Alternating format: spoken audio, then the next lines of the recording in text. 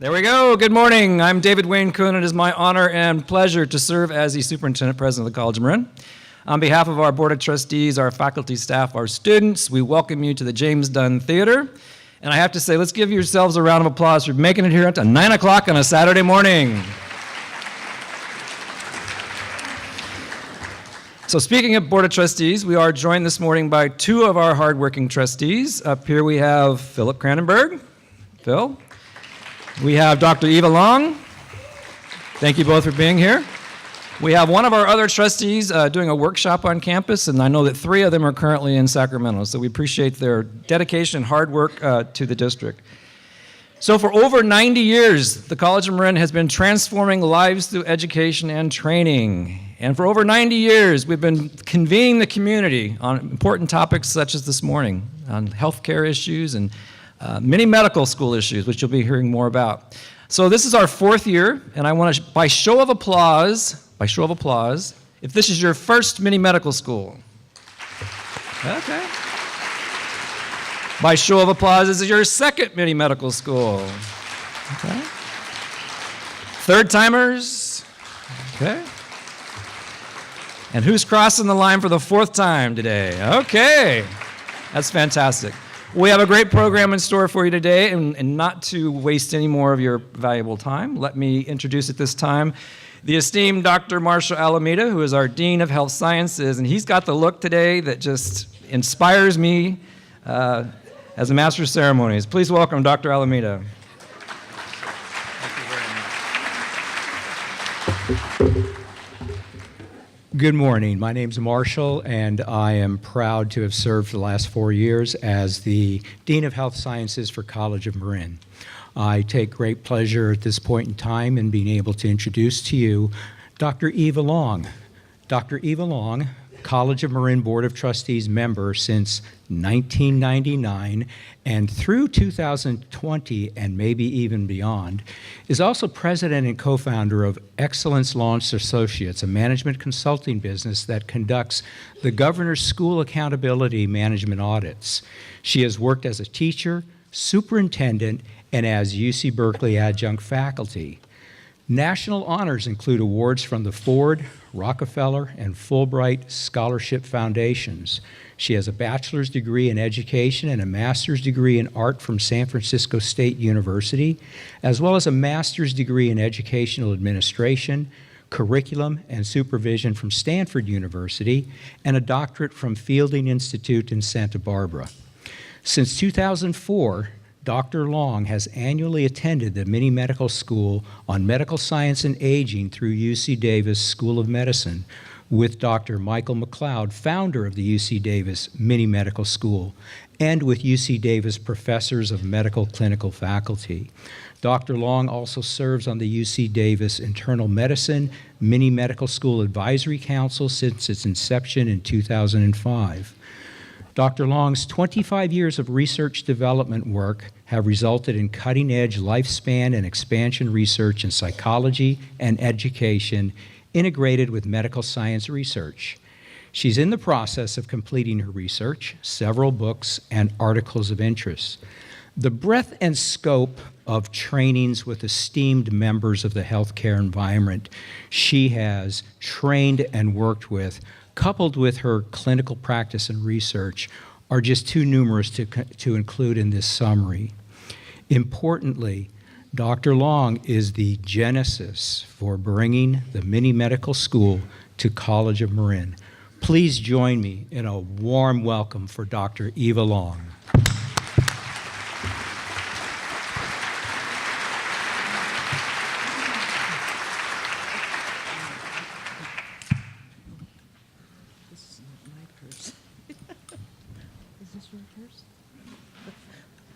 I should have just kept it. Thank you.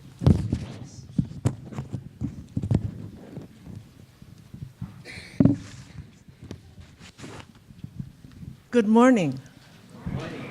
I am so pleased to see all of you and those who are returning and those who are here for the first time.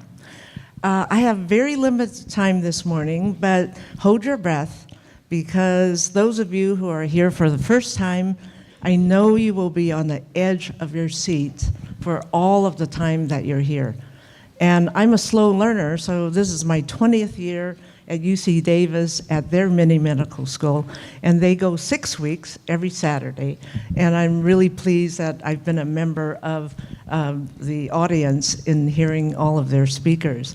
So with that, I'm going to share with you that there is a PowerPoint, but due to the limitations of humans like myself, we can't find it. So I'm just going to speak from what I know about. And so one thing is I always am ready to punt if I need to, because when I do speaking, it's real clear that things do happen. And I'm just an example of that for the first time in many, many years, that things are not working exactly like clockwork for me. But be that as it may, each of us who are speakers, whether from internal or external, we have to do disclosures. Yes, I will. And if it's too loud, those of you who are way in the back, just wave your hand. Okay. Oh, it's too loud.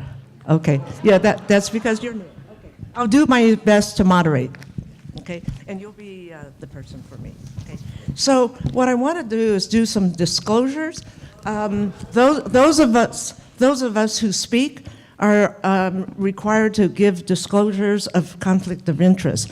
So I said to myself, gosh, I don't think I have any, but I do. So I'm going to share it with you. I'm not tied to a hospital. I'm not tied to a pharmaceutical.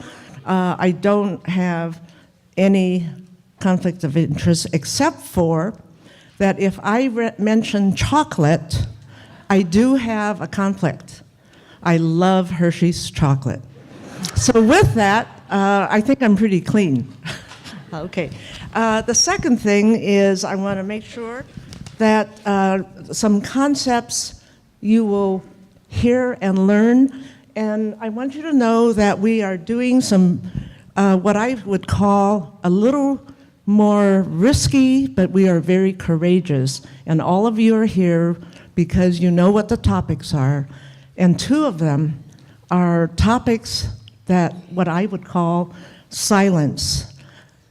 What I mean by that is it's not something we talk about at the dinner table. It's not something we talk about when we have different life events. And so with that, I asked the committee, are you sure we're ready to do this? Because I have two fabulous speakers who can do a wonderful job in sharing with us about those two topics.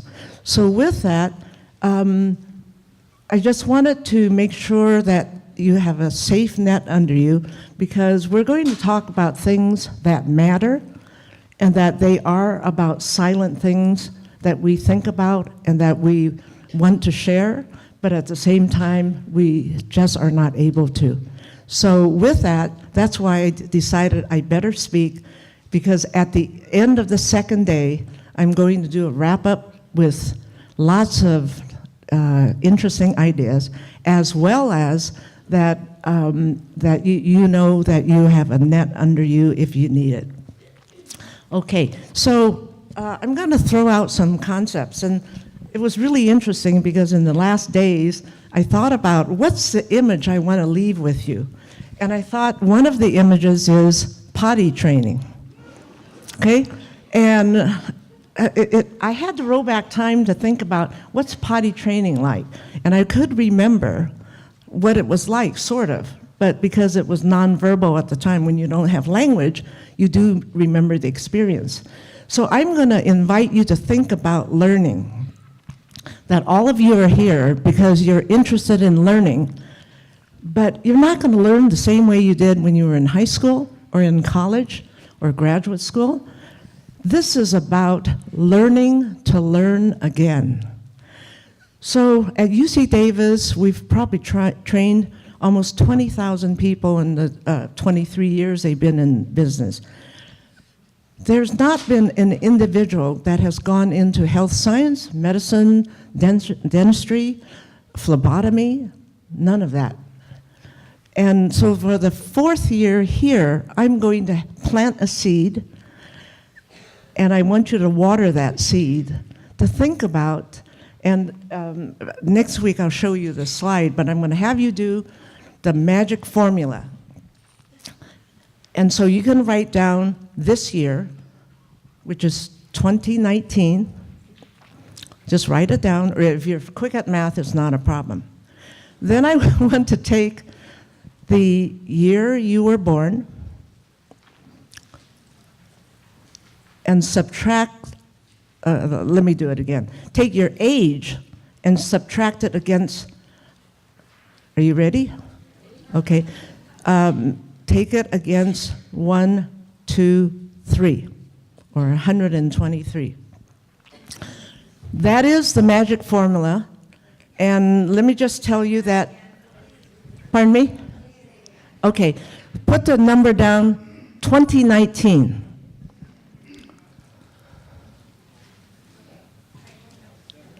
Okay, and I think you could do it both ways now that I'm thinking about it.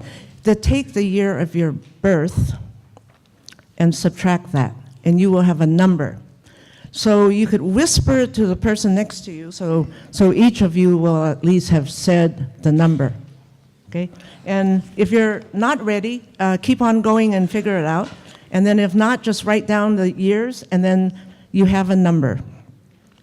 1, 2, 3, and you subtract. You could do it both ways. The year of your birth or the year of your age, current age. Okay, so you have a number. And quietly say it to the person next to you.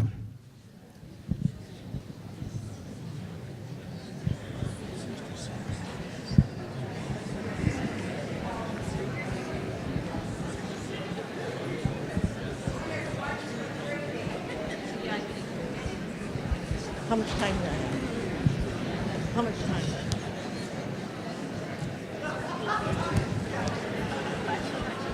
We're over? Okay, all right. So with that, everybody has a number, right?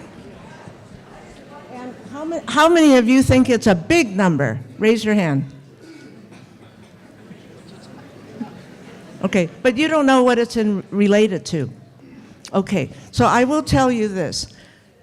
That number reflects the potential of your life. In other words, the possibilities of living that many more years. Okay, now before you say no or impossible,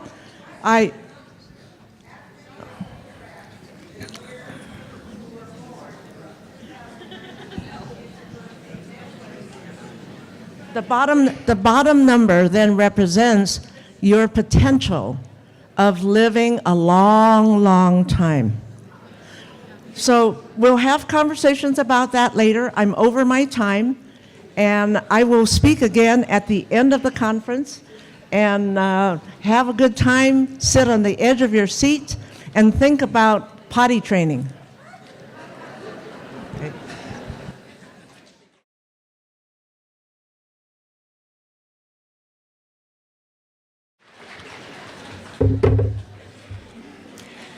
Thank you, Dr. Long. Thank you very much. At this time, I am really, really honored to introduce our first major speaker of the day, Dr. Alekos Theologis. Dr. Theologis graduated with a BS in Biological Sciences and Chemistry from Stanford University. He attended medical school at the University of California, San Francisco, my school, where he also completed his residency in the Department of Orthopedic Surgery, serving as chief resident in his final year. As a member of the UCSF Spine Center, Dr. Alekos Theologis is a board-eligible orthopedic surgeon who specializes in the treatment of a wide range of complex primary and revision spinal disorders for both children and adults, which include cervical myelopathy, cervicothoracic kyphosis, adult scoliosis, lumbar stenosis, and this one will be a good question for him. How do you pronounce it and what does it mean? Spondylolisthesis, failed back syndrome, and tumors. Now, Dr. Theologis has garnered numerous awards in his professional career and greatly contributed to the human experience with his knowledge, skills, time and personal philosophy. Of note to me is his selfless participation in a Health Volunteers Overseas Orthopedic Traveling Fellowship in Ghana, during which he trained surgeons and operated on patients with severe spinal deformities. Also, when Dr. Theologus states and practices, quote, the provision of passionate and comprehensive patient care, end quote, through active engagement in the development of new technologies, clinical and biomedical research, and the latest advancements in perioperative pain management and surgical reconstruction, we begin to get a wonderful glimpse into the philosophy of and the person I ask you to warmly welcome, Dr. Alekos Theologus.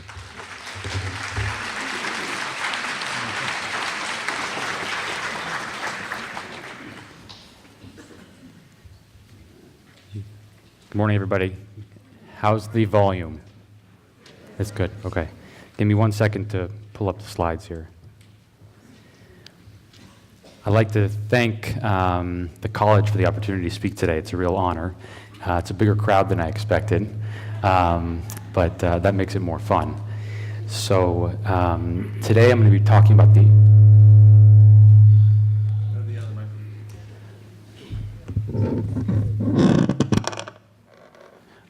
the aging spine, updates in diagnosis and treatment. I'm one of the orthopedic spine surgeons at UCSF, and I'm looking forward to talking to you all. So I'd like to make it interactive to start. Who of you currently has neck or back pain?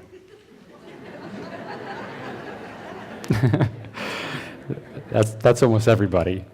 And the second thing is, who over time feels like this is how their posture has changed? When they were younger, they stood up straight and now are a little bit much more hunched over and leaning forward. Okay. So the goals for today are really to give you a 1,000-foot overview of why you may have back and neck pain from the spine, and also talk to you a little bit about why over time your posture changes. And we'll clarify treatment options for degenerative disc disease, kyphosis, and scoliosis, and then also touch upon osteoporosis, how it's diagnosed and how it's treated. So in order to understand the pathology, we have to define the normal. So as you see in this picture here, the spine is made up of 5 major segments: the cervical spine, the thoracic spine, the lumbar spine, and the sacrum and the coccyx. And the cervical spine is made up of 7 vertebrae, the thoracic spine of 12 vertebrae, the lumbar spine of 5, and the sacrum of 5 segments that are all fused together. And each of these levels includes a vertebra and the surrounding structures. And we'll go into what comprises the vertebral segment. In pink here is the vertebral body, and above and below each vertebral body are the discs. And there's motion that occurs through the discs, but there's also motion that occurs through the back of the spine, or the posterior elements in the facet joints, as we've marked here. And then the bony prominences that you feel on your back from your neck all the way down to your bottom are called the spinous processes. And the holes that we see in between the discs as well as the facet joints are called the foramen, and the nerves that are marked in yellow here travel out of the spinal canal into your legs and your arm through those foramen.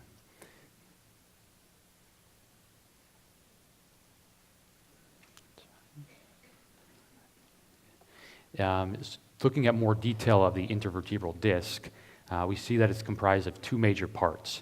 The center, with the darker blue area, is called the nucleus pulposus, and this is more of a jelly-filled structure. And the outer portion is called the annulus fibrosus, and that's a thicker rind. And you can think of the disc as essentially a jelly-filled donut, where the nucleus pulposus is the jelly, and then the annulus fibrosus is the dough around it. The vertebral bodies also have an outer and inner core. The outer core is called cortical bone, and trabecular bone is the inner core And that's a spongier, more porous portion of the vertebral body, and this will become relevant when we talk about osteoporosis. So with the discs and the facet joints at each of the levels, this really allows us a wide range of motion. You can see in the upper left-hand corner flexion, extension motion, as well as lateral bending and rotation. And you can imagine that when the spine bends through the facets and through the disc, that the disc has to deform and feels changes in pressure. And over time, what happens is that the disc, because of this pressure and a variety of other reasons, starts to lose its water content and becomes more rigid. When this happens, it starts to lose its volume and it becomes thinner, and it loses more of its nutrients. And when it starts to degenerate and become thinner and lose its water content, the biomechanical forces to the disc and the overall vertebral segment start to change. You can see here in the middle segment, in a normal segment, about 45% of the loads are transmitted to the front part of the disc, 48% are in the back or middle portion, and about 10% are through the facets and the spinous process and the lamina in the back. But when you start to get disc degeneration, it starts to lose its water content, starts to thin out, starts to get more rigid, the pressure starts to transmit more towards the back, towards the facets. You can see here 40% of the forces are being transmitted to the back of the spine. And this really starts to create a vicious cycle. So when the back of the spine starts to see more forces, it starts to develop arthritis. Just like you get arthritis in your knees or your hips, the same thing happens in the joints of the spine. And when the joints in the back of the spine start to feel more stress and they start to have arthritis, it changes the biomechanics even more, and it starts to it changes the biomechanical environment for the discs. And this causes the discs to get smaller over time, which then makes the facet arthritis worse. And really, it creates end-stage degenerative disc disease, as we see here on the left side, where you have almost no disc, and the facets in the back are very arthritic. You start to have extra bones, they're called osteophytes, that are there to help stabilize the spine. And you can see here that it starts to encroach on the nerves that come out through the holes or the foramen. The facet arthritis as well as the degenerative disc disease are very common reasons why you may have back and neck pain right now. But when it starts to impinge on the nerves, you start to feel pain in the arms and legs. And we'll go through the different types of pain that you can have in your arms and legs from pressure on your spine and the nerves that come out of the spine. So the first thing is radiculopathy, and this can be in both the neck and the legs. So radiculopathy is pressure on one of the nerves that comes out of the spine, and you may hear of this as sciatica. Sciatica refers to a very specific type of radiculopathy, which is pressure on the S1 nerve, and that goes down the buttock, back of the thigh to the foot. But the pain in the leg can be from any of the nerves being compressed. So when the L3 nerve root is compressed, as you see on the far right, you can have front of the thigh pain, front of the thigh pain. The L4 is also front of the thigh pain as well as knee pain, and L5 is more on the side of the thigh. And you can imagine that this can overlap when you have arthritis of the hips or the knees, so teasing them out can be somewhat challenging. In the neck, the same thing can happen, and when you have pressure on one of the nerves, depending on which nerve will determine where you have the pain. So when the C5 nerve is affected, it affects the outside part of the shoulder, upper part of the arm. The C6 nerve travels in the same distribution, but onto the outside part of the forearm and to the thumb and the index finger. C7 also travels down more the back of the arm, near the triceps area, and then to your middle finger. And then C8 causes pain on the inside part of the arm to the small finger and the ring finger. So all of these can be treated, and we try first to treat them without with non-operative care. So physical therapy, anti-inflammatory medications, injections to target those nerve roots to help bring down that inflammation. But once the pain is not responsive to non-operative care and it continues to cause you considerable discomfort, we do have surgical options for it. And one of the most common ones is performed as a discectomy or a decompression. And you can see that this is a representative image of how it's done in the lumbar spine, where you make an incision in the back part of the spine and then travel around the nerves to take out the pressure of the disc that may be pressing on the nerve and the bony structures that may be causing pressure on the nerve as well. In the cervical spine, there are two major options. One's a very similar type in the lumbar spine, or foraminotomy, which takes the pressure, the bone and the soft tissues off the back of the nerve. Or you can perform what's called an anterior cervical discectomy and infusion, also called ACDF. And that's represented here where the entire disc is removed, a piece of bone graft or metal cage is inserted, and then a stabilizing plate is placed on the front. And this can be done at one level or multiple levels. The other manifestation or consequence of arthritis in the low back and the cervical spine is pressure on the center part of the canal. So not one nerve, but all the nerves that travel through the canal. And in the lumbar spine, it causes neurogenic claudication. That's a fancy term. But what this is pain in the buttock, in the back of the thighs, that gets worse when you walk and better when you sit down or bend forward. And this is a very good pictorial representation of this, where the pain gets much worse when you walk, but when you sit down, it's almost 100% relieved. And that's very, very classic for lumbar neurogenic claudication. Again, the mainstay of treatment for this is non-operative, anti-inflammatory medications, injections, pain medications that target the nerves, neuropathic medications. But again, there are surgical options for this. They come in two major flavors. One is a decompression alone, as we see on the left side here, where the bone or the roof over the nerves is removed. It's called a laminectomy. And the other option is a decompression or laminectomy with instrumentation. We put screws in from the back to the front, and we try to fuse the spine together. So we try to stitch each of the vertebral segments to each other over time. In the cervical spine, it's a similar pathophysiology where over time the center of the canal, because of the arthritis, starts to press on the nerves. But unlike the lumbar spine where it's the actual nerves, the cervical spine is the spinal cord.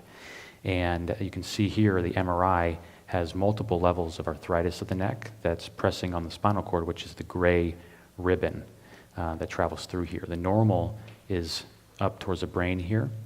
And it has white in front and behind the gray ribbon up towards the top of the image and down towards the bottom of the image. But in the middle of it, there's no white, and that's pressure on the spinal cord. When your spinal cord is being compressed, it causes very vague symptoms. Difficulty using your hands, clumsiness, dropping objects, difficulty writing, picking up coins, using your keys. Feeling like you're off balance, tripping a lot, just feeling overall clumsy. You can also have tingling in your hands, forearms, and your fingers. So it's all very vague symptoms, but it could be from cervical myelopathy. Unlike the lumbar spine and some of the other things we talked about, when you have cervical myelopathy, non-operative treatment is not very common unless it's very, very mild. Part of the reason for that is because we know that surgery can help improve your symptoms as well as prevent the symptoms from getting worse. So the three major options for treating cervical myelopathy are doing surgery from the front part of the neck or two different types of options from the back part of the neck. The front part we talked about before, where the ACDF, where taking out the disc segment that may be pressing on the spinal cord and then stabilizing it with a plate and screws. That can be done it can be done at 4 levels, but we like to cap it at 3 levels. And then if there's more than 3 levels of the neck that are involved, we consider doing a laminectomy infusion, which, similar to the lumbar spine, is removing the roof or the bone off the top of the spinal cord and then putting screws and rods to stabilize it and fuse it over time. The other option in terms of surgery from the back part of the neck is called a laminoplasty. And unlike the laminectomy, where the roof is taken off, the lamina, the roof is hinged open. There's only a partial cut. And as you see in the far right image there, the hinge is opened up, and then a plate and a bone graft are placed in there to stabilize it. And in the bottom right image, you can see those plates and on each of the lamina that has hinged open over the spinal cord. So the other consequences of having degenerative disc disease at multiple levels, focusing away from the neurologic side of things, are two things. One is flat back, and the other is scoliosis. And you can see here on the left image, when you have normal discs, you have a nice sway back, but when you start to have degenerative disc disease at each of the levels, because of the loss of height, you start to lose that sway back and the spine becomes flat. The other consequence of having degenerative disc disease is scoliosis, where the vertebrae start to slip on each other. And this is a representative image of more advanced scoliosis from degenerative disc disease, and we call it degenerative scoliosis. The white lines show you the side of each of the vertebral bodies, and you can see that the L2 and the L3 vertebral bodies have translated to the right relative to the L4 vertebral body. And the image on the right is one of the patients I saw a couple weeks ago. You can see that when you have this focal degenerative scoliosis, it can cause overall global malalignment, so difficulty standing upright, either leaning to one side or leaning forward, as also called kyphosis. So kyphosis is loss of height and leaning forward. And you can see in the left image that when you have degenerative disc disease in the cervical spine, that you lose that normal sway back. So the normal spine, the cervical spine, has a C shape to it, but when you have kyphosis, it's the reversal of the C. You can see that on the far right image in the lumbar spine, where there should be a nice sway back, but now the shape has reversed itself. And over time, what happens is that this loss of, especially in the lumbar spine, or even the cervical spine or the thoracic spine, when you get that loss of alignment, you start to lean more forward. And the more forward you lean over time, the more difficult it is to look forward. You start to look at the ground. And in order to maintain the ability to look forward, all of us have to use compensation mechanisms to try to keep looking forward. And there's a lot, this is a busy picture on the right, but essentially, and I'll demonstrate it for you, is if you start to lean forward like this, in order to look forward and maintain your forward gaze, you have to extend your thoracic spine, extend your neck, then you have to bend your knees and your hips. So you can see people walking around kind of crouched because in order to look forward, they have to compensate. And you can imagine walking like that is not easy. It takes a lot of energy, and usually at the beginning of the day, you're fine, but by the end of the day, you're very, very hunched over, and your compensatory mechanisms may no longer work. And so towards the end of the day, you may feel like your posture is even worse. And there's multiple studies in our field that's very well established that the more you lean forward, the worse your general function is, the more back pain you have, and the more neck pain. So these graphs show on the left, the general function scores get worse the more you lean forward. And the image on the right, the ODI, called the Oswestry Disability Index for low back pain, the scores start to get higher the more that you lean forward. And we'll go into treatment options for it very shortly. So switching gears from the disc, the soft tissue pathology, more to the bony pathology, another reason why you may get scoliosis leaning sideways or kyphosis leaning forward are due to compression fractures. And this is really a consequence of osteoporosis. The previous image that we talked about in terms of the outer core and the inner core of a vertebral body becomes important here. because in osteoporosis, the cortical bone, or the outer shell, remains normal, but the trabecular bone, the spongy internal core, becomes more porous. You can see here on the bottom left image, that's normal bone. You can see that it's porous, it has room for the bone marrow, but over time, the image on the right side is osteoporosis, and you can see that it still has bone, but the holes and the porosity is much bigger. There's a variety of reasons why people develop osteoporosis. Low calcium intake, low vitamin D, more common in women in menopause because estrogen is extremely important for the homeostasis and quality of bone. So low estrogen levels are a very, very common reason for having osteoporosis. But men also get osteoporosis. So over time in the spine, when you start to have one compression fracture, even multiple compression fractures, you start to lose height through the vertebral bodies. And this is a representative image of what happens over time is it start to lean more forward, plus your spine becomes short. And that's why people, as they age, lose height. The way that osteoporosis is diagnosed is through a DEXA scan. Very common to do now. I think it's probably more appreciated and now ordered more commonly because the last decade or so there's been a push by the NIH to focus on bone health optimization. So a DEXA scan evaluates the bone quality in the femoral neck, in the femur, so in the hip, or in the lumbar spine. And if you have a DEXA scan and you get the report, they'll give you a variety of scores, a Z-score and a T-score. The Z-score is the number, it's the standard deviations that you're different relative to an age-matched control, so someone who is the same age as you, where a T-score is relative to a 30-year-old. And the definition of osteoporosis and osteopenia is based on the T-score. So if you get a DEXA scan, you should look at the T-score because that will determine what type of treatment you should have. So there are three major categories of, you'll fall into one of three major categories.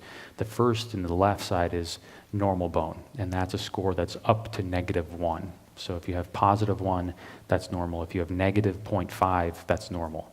Once it falls below -1, and it's between -1 and -2.5, that's called osteopenia. And then when the score falls even lower, below -2.5, that's called osteoporosis. And the treatment for these, the score is important because if you have normal bone, you don't necessarily have to have any optimization. But if you have osteopenia, that's when the recommendation is to see a skeletal health professional or have your primary care doctor optimize your bone quality, first by making sure you're on calcium and vitamin D, exercising, and making sure that the load on your bone is sufficient. If your T-score falls below -2.5, then the discussion with your primary care doctor or even an endocrinologist comes up regarding pharmacologic treatment. And I'll go in briefly on what the different types of drugs are that can treat osteoporosis. And in order to understand that, you have to understand that in the bone there's two major cells. One are the cells that break down bone, they're called osteocytes, and that's what these red cells are. And then the osteoblasts are cells that make bone. And osteocytes break it down, they remodel it, and then the osteoblasts build the bone and fill in what the osteocytes have taken away. And this process, it repeats itself throughout the day and it is a very normal process. But without estrogen, your ability to build bone is compromised. And so is low calcium and low vitamin D. So one of the medications that many of you may have heard of are called anti-resorption medications, bisphosphonates. There's a variety of names, and we can go through several of them on the next slide. But the anti-resorption medications focus on blocking the osteoclasts, and you can see here it prevents the breakdown of bone. So it doesn't help build the bone, it just prevents it from taking away the bone. On the other side, there are medications. The prototype is called Forteo. It's it's an antibiotic or as a stimulant, so it helps build bone through parathyroid hormone. And then there are also proestrogen medications. And then the other class of medications are those that target signals between the bone-forming cells and the resorptive cells. So the osteoblasts send a signal, it's called rank, to the osteoclasts, and a new medication called denosumab is an antibody, focuses on that signal and blocks it from happening. So the osteoblasts cannot tell the osteoclasts to break down bone. If we look at the medication's efficacy in regards to building bone in the spine, at the top you see the bisphosphonates, and the two numbers are spine bone mineral density, BMD, gain in percentages, and the fracture reduction. For the bisphosphonates, you can see it ranges from about 4 to 10 or 4 to 8 in terms of the percent gain in bone mineral density. And the fracture reduction varies. The first three are about 30 to 45, whereas the last one has much better fracture reduction, about 70%. The denosumab, the antibody that blocks the signal between the two bones, is similar efficacy, slightly better than some of the bisphosphonates. And then if we look at the bottom, the anabolic, the teriparatide, that's the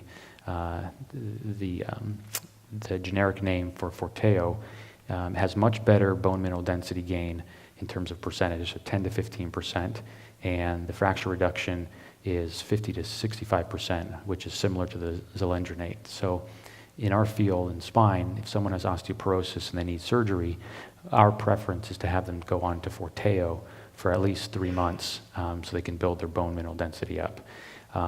That's only in the case if they have osteoporosis, a T-score less than negative 2.5. If it's osteopenia, then we have them be optimized in other ways, partly because the insurance companies won't approve medications that if you're not in the osteoporotic range.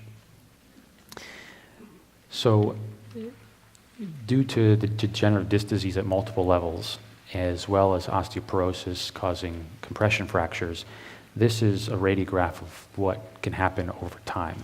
And it's really the end stage in terms of not being able to stand up straight. As we talked about, this is a very disabling condition for individuals because it's very difficult to maintain your ability to look forward.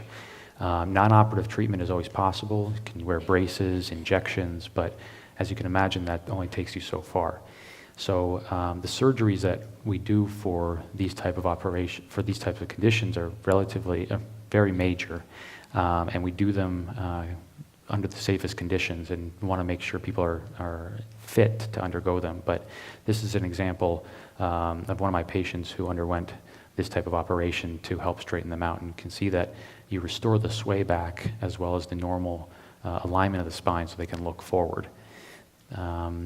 Obviously, this is a major operation, and if this can be prevented in any way, that would be ideal. So the question is, are there options for prevention? Can you prevent someone from getting to this stage altogether? And really, this gets at, can you prevent degenerative disc disease, or can you prevent osteoporosis? And I think they go hand in hand. Having a healthy diet is extremely important. Many studies have demonstrated that a poor diet can affect the discs in of themselves and affect your bone quality. Being obese affects both the discs and the bones, and so maintaining a normal weight is important. But being too thin is also detrimental. So you have to reach a happy medium. Also, good body mechanics.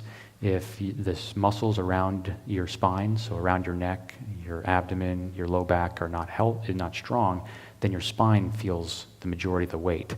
And so that's why we recommend Pilates, physical therapy, to strengthen the muscles around your core so that your spine feels less of the burden of your weight. And then everyone wants to know about stem cells and whether they're effective. And there are many studies that have been done, and there's a lot of hype around whether stem cells can prevent degenerative disc disease. Stem cells come from a variety of areas. You can harvest them from skeletal muscle, from fat, adipose tissue, bone marrow. Bone marrow is probably the one that is the most focused on. Embryonic tissue, synovium, so parts of the knee, and even through the nose. But that could be an hour-long talk in of itself, and there's really conflicting data on how efficacious they are. You know, in animals, they may help and prevent some degeneration, but in humans, they're still experimental. So I wanted to bring that up just for food for thought, and I'll leave it there and leave time for any questions you guys have.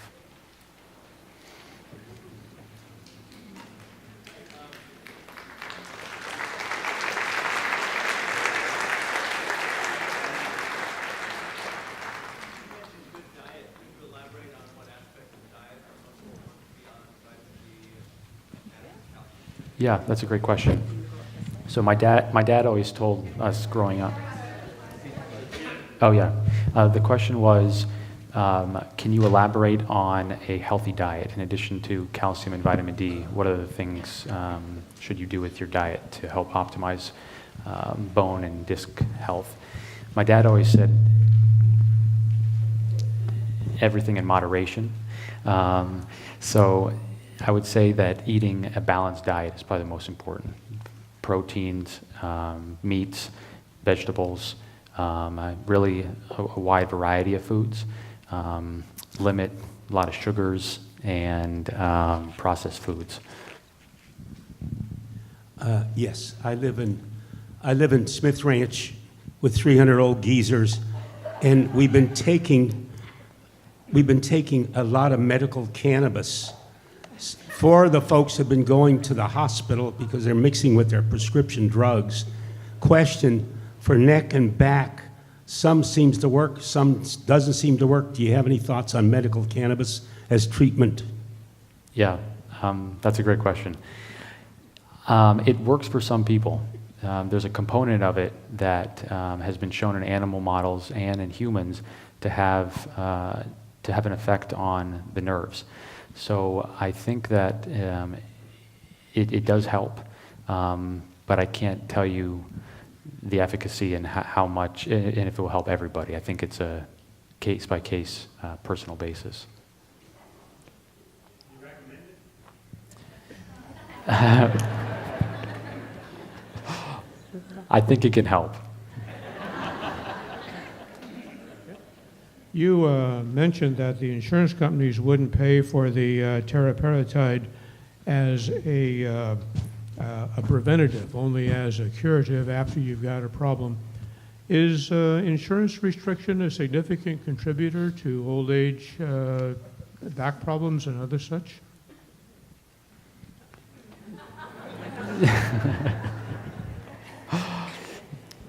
Can you repeat the question? Basically, I want to know if the unavailability of medicines because insurance companies won't pay for them is contributing to problems such as osteoporosis and bone loss and other such. Are there preventative things we could be doing if we could afford to do them that would solve or reduce the number of serious problems that come along as a result of not doing them? Yeah. So I think some of the things that from prevention is to stay healthy, to be active. Having load on your bones, so walking, running are helpful. I know running it can be challenging for a variety of reasons, but those are preventatives.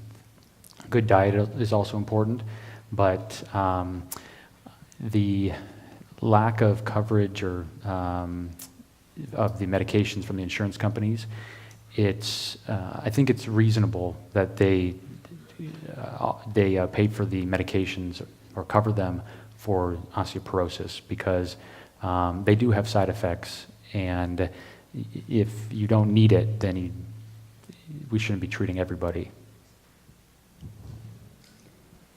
What does one do if they have nerve pain going down their leg, which the guest might be, it refers to the spine, they don't know, but injections, PT, PRP, all the EMG cannot resolve it and can identify where it is. So what do you do in that situation? Yeah, so it takes a combination of a good physical examination as well as imaging. So when something on imaging correlates to the symptoms, that is reassuring because it makes it easier to put the 2 and 2 together. If you have imaging that's discordant with the pain, then it makes the diagnosis much more challenging. EMGs are not the best diagnostic technique to detect radiculopathy. There's many people who have sciatica or other types of radiculopathy that are not captured on EMG. The injections come into play, and even though you may have gotten an injection and it hasn't helped, that doesn't necessarily mean that it's not coming from your back because the injection may not be being put in the right place. So it's important to target the injection in the correct location. So it involves a combination of a good physical examination, the imaging that's concordant with the symptoms, targeted injections. But if it still persists, then surgery is an option. However, that is less reliable in terms of knowing if the outcome is going to be good. I'd like to know what your recommendation would be for the type of calcium that we could take and the dosage. Yeah, that's a good question. And what's PRP? The calcium I will have to get back to you on because I don't prescribe that myself, but I can look into that for you and get back and we can provide that information to you guys. PRP is platelet-enriched plasma, and it's another, along the lines of the stem cell world, it's experimental when it comes to its efficacy in the spine. It involves taking your blood, spinning it down, isolating the plasma, and then taking that and injecting it back into your body. It's shown some efficacy around the elbow, so tennis elbow, tendinitis. But people are using it in a variety of different areas, shoulder for rotator cuff disease, the elbow, knee arthritis. They're using it to complement surgery. So if someone does surgery on your foot and ankle, your shoulder, they'll inject it at the same time. But because it's experimental, it is one of those things that's not covered commonly by insurance. Could you speak to the efficacy of acupuncture and yoga in prevention and treatment? Yeah, so acupuncture is, from what patients tell me, can be very helpful for pain. Whether it's helpful for prevention, that's to be determined. Yoga, I think, is a very good thing for maintaining, as we talked about before, maintaining the core strength and core flexibility. So I think yoga is a very good option if you can tolerate it. I have a question here. Yes, Isn't it possible with rowing and pull-ups that if you do those types of exercises that get your chest back and your shoulders back and the muscles, as you're talking about with yoga and so on, that if we do that on a regular basis, that we could have a proper posture up to age 100 or so? I can't guarantee that, but it would give you the best chance. But yes, I think doing that is a good thing because there's many times when people have advanced arthritis in their neck or their back, but maybe asymptomatic. And then part of the reason that is because they have a very strong core and they're able to offload their spine with their surrounding musculature.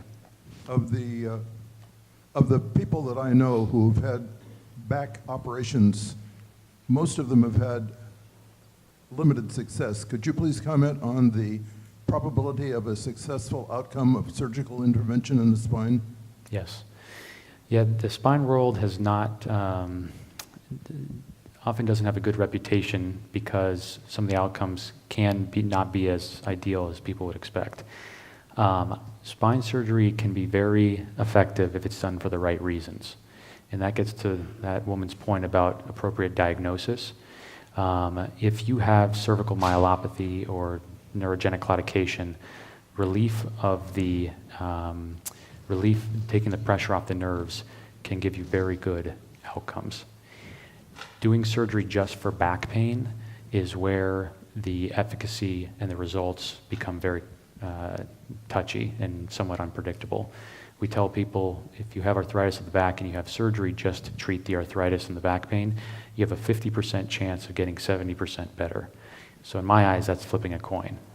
And if someone recommends surgery to you just for back pain, I would be very hesitant to do that. We can treat leg pain, arm pain very effectively, but back pain or just neck pain, be wary. Can you talk about, I have actually a complicated sort of question, but it's all about the medications. Okay. I believe that what you've written down here are the generic names. I have no idea what the names that we hear are, so if you could tell us that, that would be great. The other side of that is, could you tell us the side effects? Because I've been frightened to touch anything because of all the bad side effects I've heard about. Yeah. I knew I would get myself in trouble by bringing up medications because the other names for them, that's another thing I'll have to get back to you on, because I'm not I don't prescribe those medications, but I will, we can get those to you guys. The second question you had was about the side effects. So the side effects for the bisphosphonates are, so the bisphosphonates which treat the anti-resorptive medications, there are several that you should be aware of. One is, over time, with long use, you can get hip fractures, because when you prevent the bones from remodeling, the organization of the bone changes, and the risk of that is very, very low. But we do know that with extended use, 5-10 years, that you can have, they're called subtrochanteric fractures. The other thing is jaw necrosis, and that's widely publicized, but again, the incidences are very low. The Forteo, doesn't have the same side effect profile. Patients tell me that they have bone pain.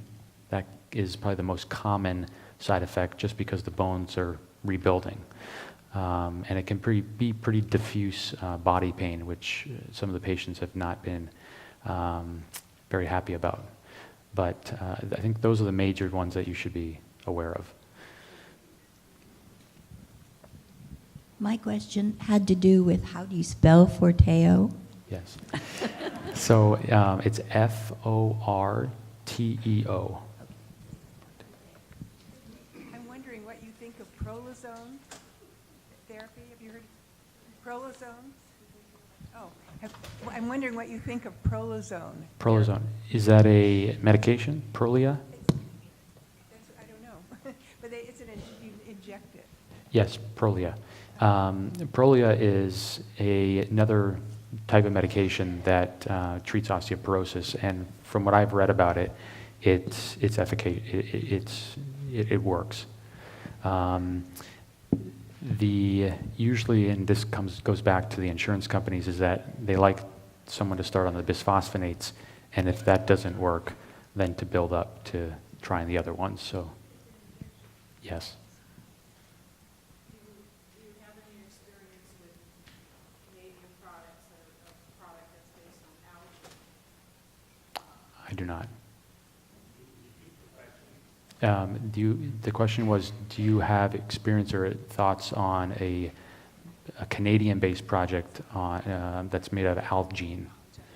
I don't. I wanted to know more about side effects. The the last one on your list, ANABOLIC, what would be the side effects of that one? Sure. So as mentioned earlier, the main one that this is probably the most common, is the bone pain. That's the major one. But I think these are, I would definitely talk to your primary care doctors about the specifics of each one of these, because if you were to be treated with one of these medications, it would either be through them or an endocrinologist.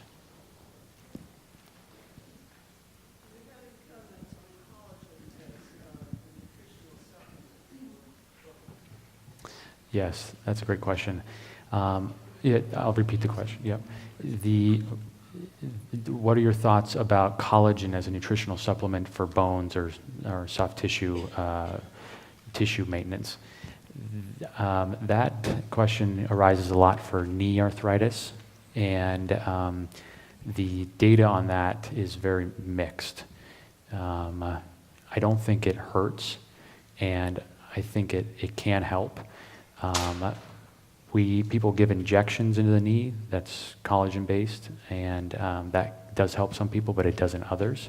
So I don't want to dissuade you from using it, because I don't think there's any negative side effects to it, but it possibly could help. I have a question over here. Sure. I'm wondering, I was just recently diagnosed with osteoporosis, and Kaiser gave me intravenous something, I don't remember its official name, and they give it to me annually. Is this common? Do you know of other IV treatments? Yeah, there are IV treatments, and those can be very effective. Part of the reason why some people like them is because their dosing is relatively infrequent. So that is an option.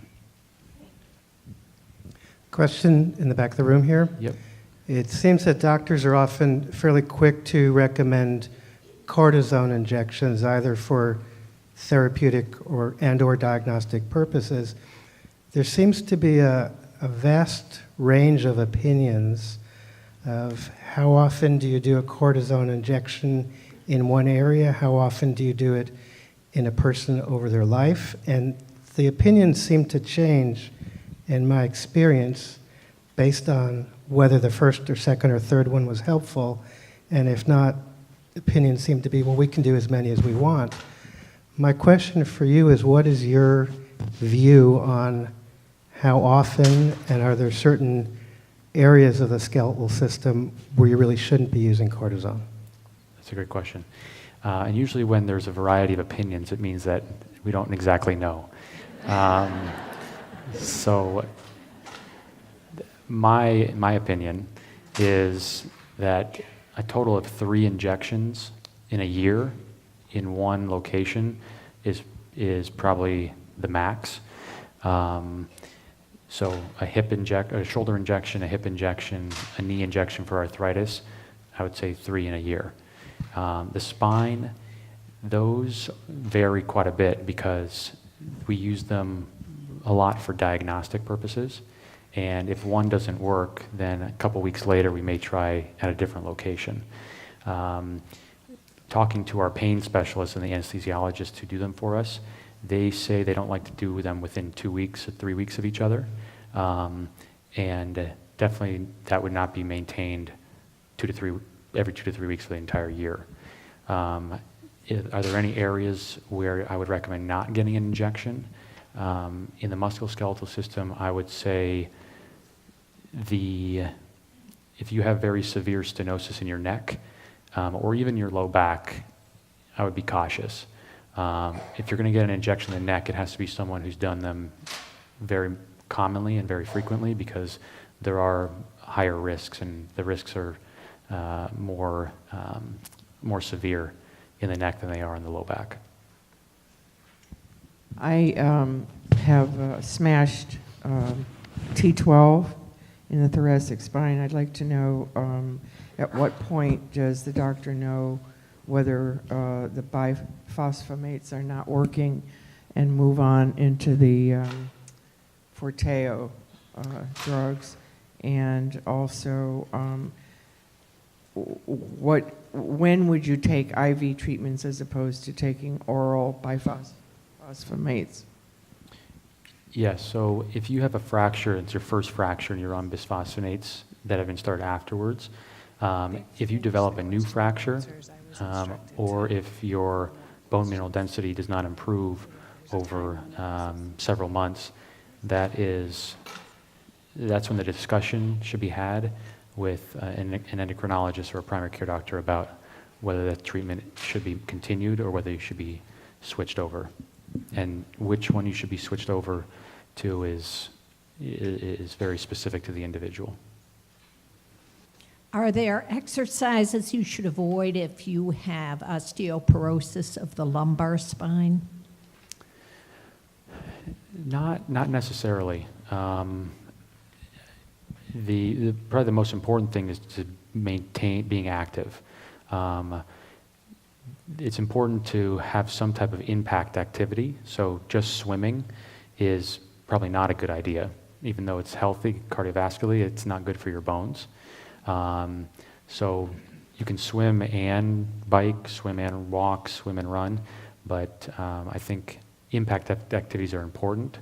But in terms of range of motion activities, there's no limitation that we put on people. We're going to go 2 more minutes.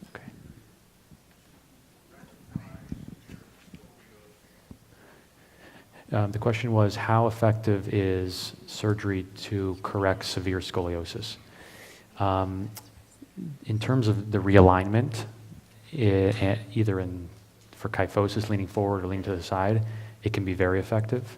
It takes a long time to recover from the operation, about 6 months, but after you recover from the actual operation, the benefits are very, very profound. People are very, very happy with the ability to stand up straight. If you have back pain associated with the scoliosis, we can't guarantee that all that back pain will go away, as we talked about before, but we quote, if you have a pain score of 7, we can bring it down to a 2 or a 3, so we can improve the pain, we can't take it all away. Yes, ma'am.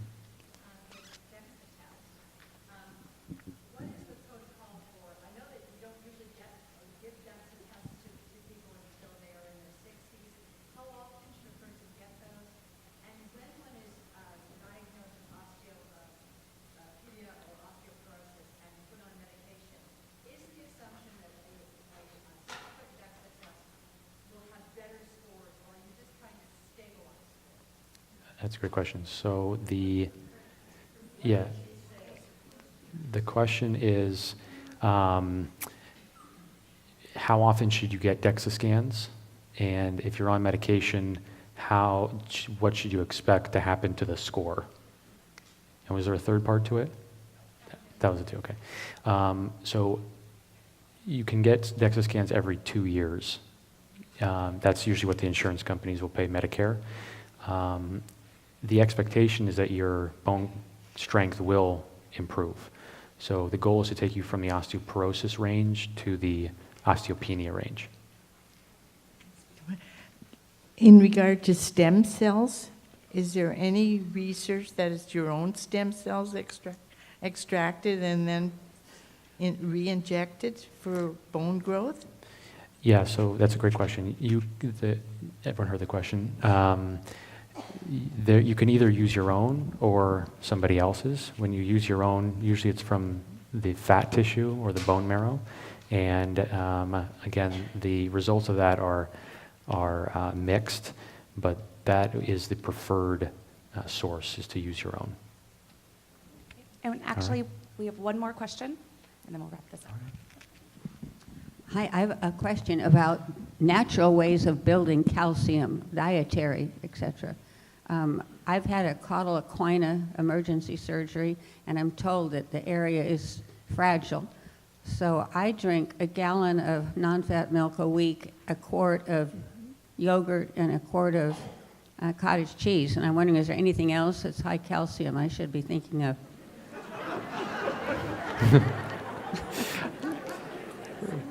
I think those are the the right foods to be eating. But I think the important thing to stress is that even though you may be taking the calcium in, it needs to be incorporated into the bone. And so it's important to have vitamin D and other hormones like parathyroid hormone that are also in the appropriate range, because that's what maintains the homeostasis.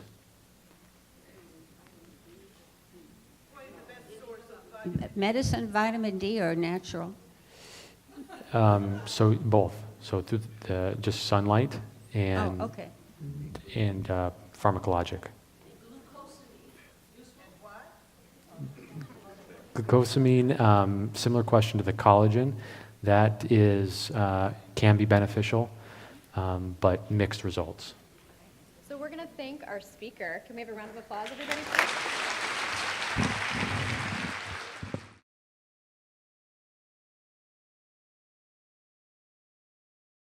Edward J. Callahan, PhD, is here with us today. He is Associate Vice Chancellor Emeritus and Professor Emeritus from the School of Medicine at University of California, Davis.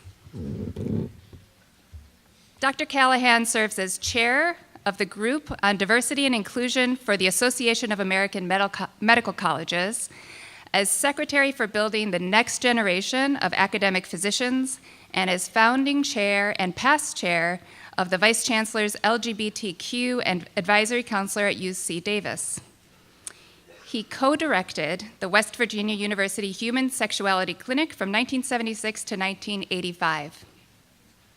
He continues to lead workshops for faculty on implicit bias in order to enhance search committees' abilities to choose the best candidates for faculty positions. He also leads healing circles for UC Davis Health faculty, staff, and community members. Dr. Callahan remains committed to reducing health disparities nationally, and we're grateful that he's here with us today to have him here to speak about human sexuality and aging in Northern California like a fine wine. Please join me in welcoming to the stage Dr. Callahan.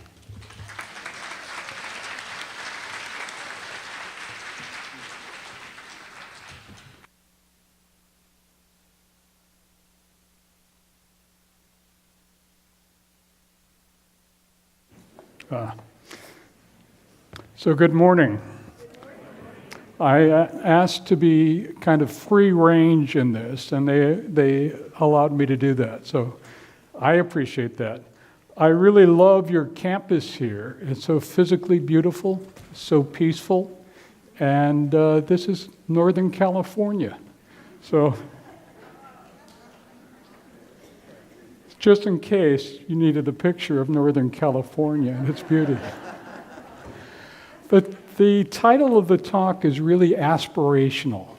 It's about what can be. It's not necessarily about what automatically is. But what we know about it is that you and what you do, the way you talk, the way you relate, are the critical ingredient in how good your aging process and what that is around sexuality can be. So here are our objectives for today. So we want to talk about the story of aging and sexuality, because we had one story told us early on, and we're learning and creating a newer story than that. We want to talk about one key four-letter word: talk.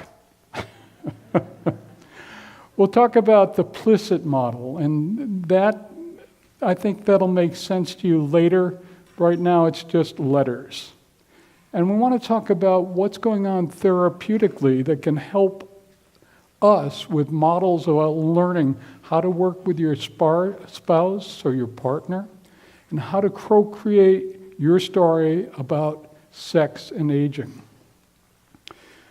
We came through, most of us in this room, and not everyone, came through a fairly interesting period of time in the 1950s and 60s.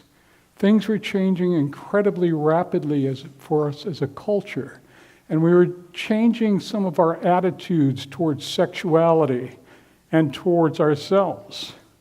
So after World War II, you see the birth of rock and roll, music. You see integration across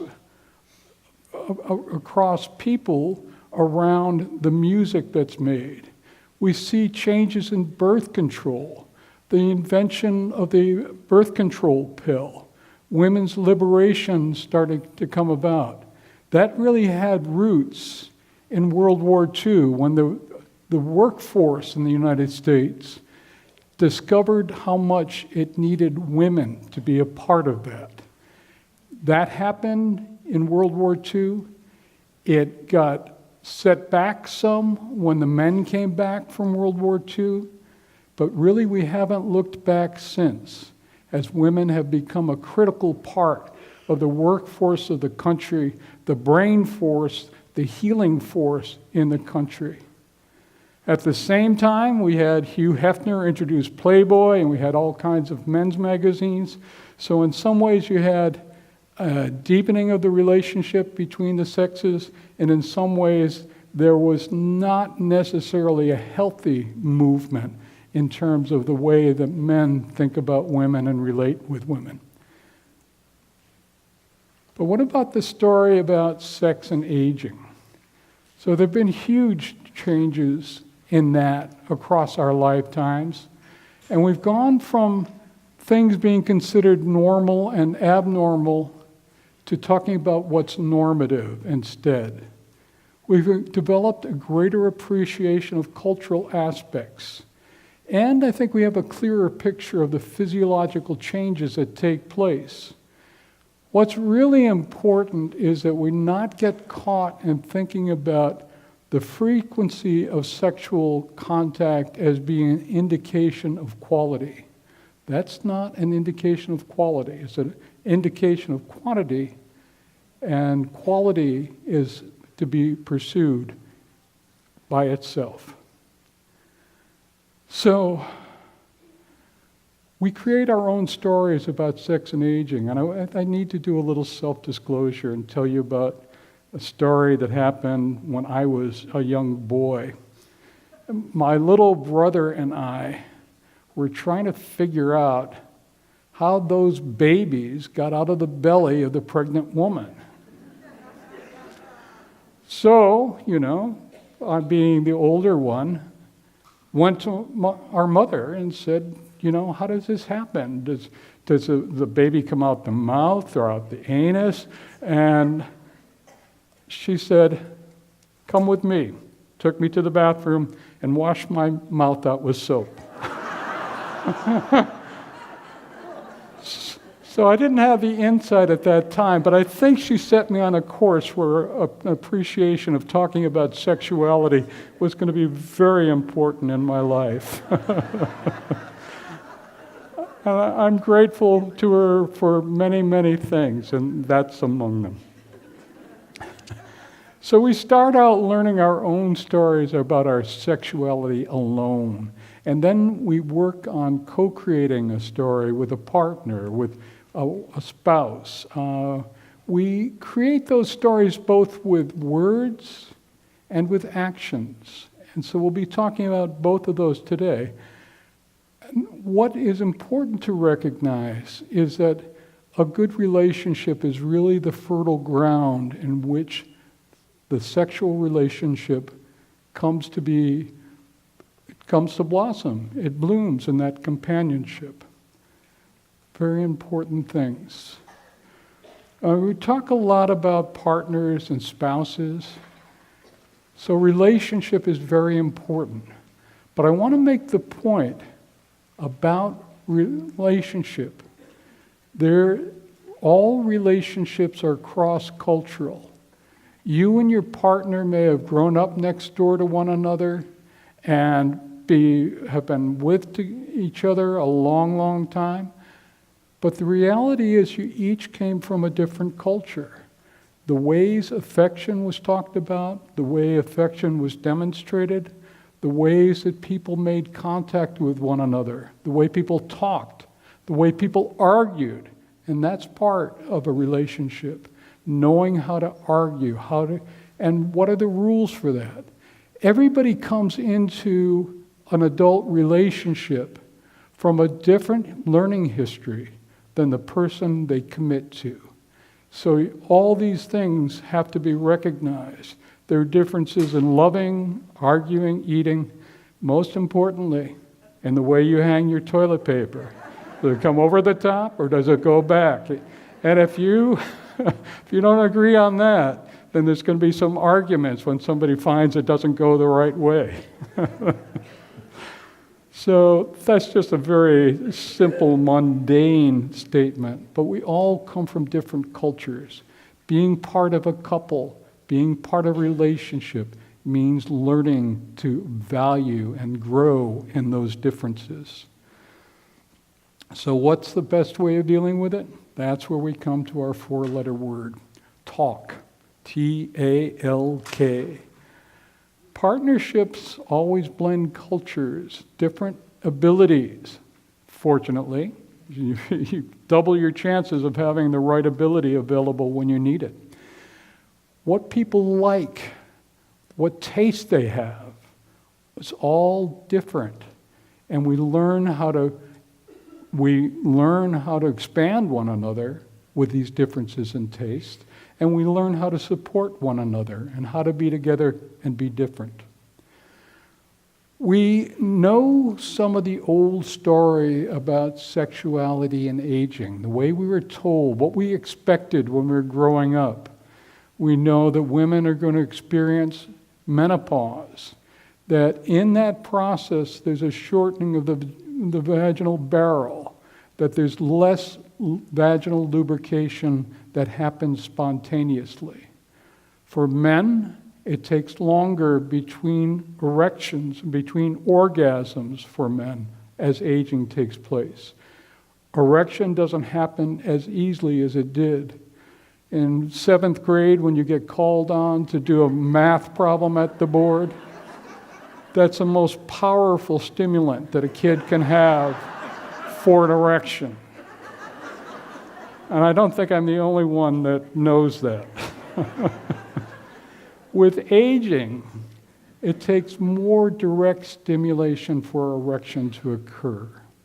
And that's a challenge because you experience when you get together and you're very young, and erection happens when there's a math problem put up.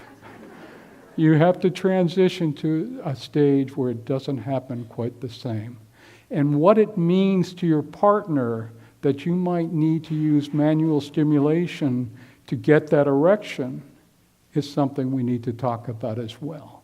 Because if it gets misread, if over time her vaginal lubrication isn't as automatic as it was earlier, and his erection doesn't come quite as easily as it did earlier, doesn't mean that you're not profoundly stimulated by one another.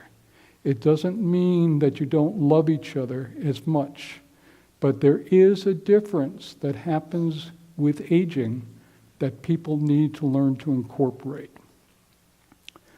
So the old story about sexual response and the sexual response cycle, it was based on a male model, with increasing stimulation up to a plateau, to orgasm, and then down, and then falling asleep.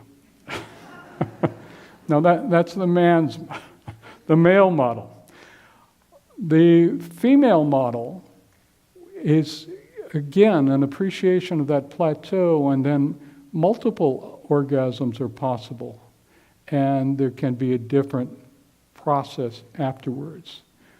So the problem was that some of the ways that we were taught in college or later about what the human response cycle is wasn't quite accurate, and we need to appreciate the differences that are there. So with sexuality and relationships, we need to be aware that some medications that we need for whatever reason can reduce arousal and desire and performance. Another critical issue, though, is that when you're caring for a partner who is going through a very difficult period, that may mean that you're not able to have intercourse as frequently. You're not able to have sexual relations as frequently. Losing a partner can be awful, and it is awful. There's no other way to say that. But in that time after losing the partner, people oftentimes feel as though they should not engage in any masturbation because they have had this relationship that meant so much to them. If you don't continue to masturbate, if you don't continue to self-stimulate when your partner's not available or when you lose your partner, it makes it very hard for you then to resume sexual activity later.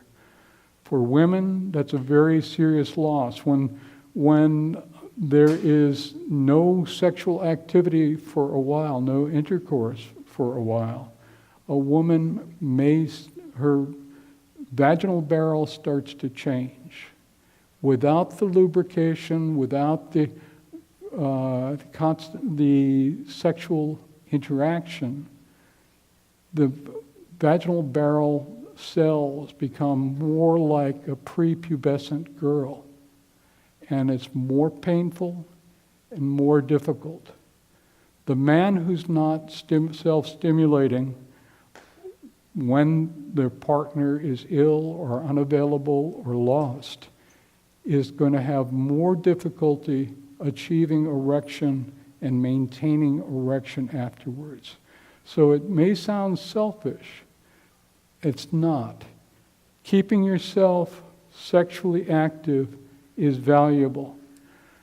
The problem can be that when the person gets together with a new partner, there may be pain for the woman that she hadn't experienced before. There may be difficulty with erection and sexual activity for the man, and that's problematic as well. So it's important if you move into a new relationship when you've lost someone that you give each other the time and the patience to learn these things back and to use what's needed to provide the extra lubrication that a woman needs, whether that's generous amounts of lubrications from the lubricants from the drugstore, or whether that's use of hormones or bioidentical hormones, whatever way is going on. So what underlies all of this?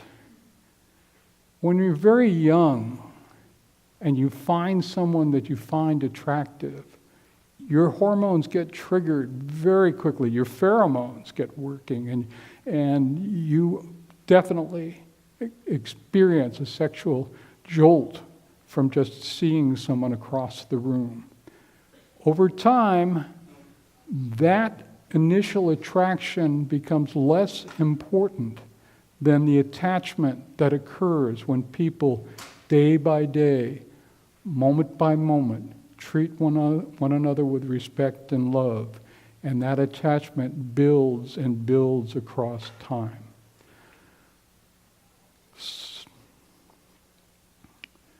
So with the aging process, we all come to know ourselves better. We come to know what our preferences are better.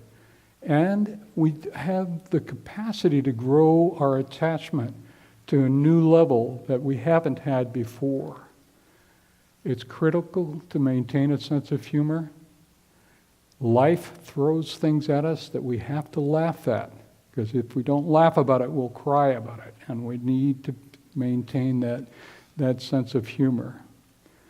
One of the wonderful things about retirement is that you suddenly have more control of what you do and when you do it in your life than you ever have before. So back early in life, a friend of mine from high school had written a song, and it played on the radio, called Afternoon Delight. I think he was writing early for people in retirement when there is this freedom. that's allowed. So what we're underlying saying here is that each of you, with your partner, with your spouse, is writing your own story, knowing your own strengths and your partner's strengths, knowing your challenges and your partner's challenges. You're in a place where you can co-author a narrative that works really well for you. And I encourage you to do that. And I want to talk about some tools that you can do for that. And perhaps the most important of those is the idea of how you speak and interact about it. One of the biggest challenges we have in life is when we're talking with someone to be actively listening. That means listening with your whole self and listening with compassion and not just thinking about, okay, I'm going to get to talk in 5 seconds. What am I going to say? But being focused on what your partner is talking about, what the other person is talking about. It's important to speak honestly. It's important to listen without judgment and to share as unique co-equal beings. That's a big challenge in life, but it's a wonderful opportunity for growing and building. I'm going to talk a little bit about narrative therapy. Narrative therapy is kind of a radical way of working in counseling where you listen for people's stories and you know that these people come to you with tremendous amount of resilience that they've built as strength in their life. They may not know that they have that resilience, but you try to hear it listening to their life story. Problems, people often come in thinking, I have this problem, I have this, I have that, where really we want them to think about problems that they're dealing with. And those are never inside the person, they're outside the person. And so we want to externalize those problems. So if the bottle is doing damage in your household, you want to talk about the bottle, and you want to talk as a couple about how to find a way to prevent the bottle from hurting the two of you. Creating new stories in our lives, narrative therapy. Defining the problems comes from honest, sensitive expression. Carefully listening to the partner, your partner, and always remembering your partner is not the problem. The problem is the problem. And together you can be more effective in overcoming the problem if you collaborate and use your strengths together on it. So what's the old story about sexuality? Well, the old story was that people lose their capacity and their desire for sex as they age. The people in this room know better. Nobody can fool you about that. The old story was that sexuality is a story of loss. People in this room know better. The new story is that people value sexuality all throughout their lives. And all the stories in this room are unique and valid. You write your own story and don't want to be a prisoner of the old story. Where do problems come from? These problems that are outside but come, where do they come from? Around sexuality, people who are traumatized earlier in their lives oftentimes have to deal with that trauma throughout their lives. So that's a very difficult thing. We often got early messages. My mother had a good sexual relationship with my father, but her message was that you don't talk about that stuff. Don't ever talk about that. But that was where she was raised, how she was raised. Doesn't mean that she wasn't loving and interested in supporting. So one of the worst things that happens is that people get an early message that they're not okay. And that's really a very destructive message for people to get. And it takes a while to learn that you are okay, and it's critical to know that you're okay and that you can be in a relationship in which both of you are okay. There can be irrational cultural expectations that people experience and may not learn effective ways to deal with illness. Illness is a part of life. So let's talk about what tools exist that can help you around understanding sexuality and moving a little bit. So I think that one of the best contributions to counseling and sexuality came along in the 1970s with the Plisset model, and we'll talk about that on the next slide. But we also have come to understand normal changes and cultural differences better. We understand hormone replacement better than prior generations did, and we were able to create more effective therapies. So what's the Plisset model?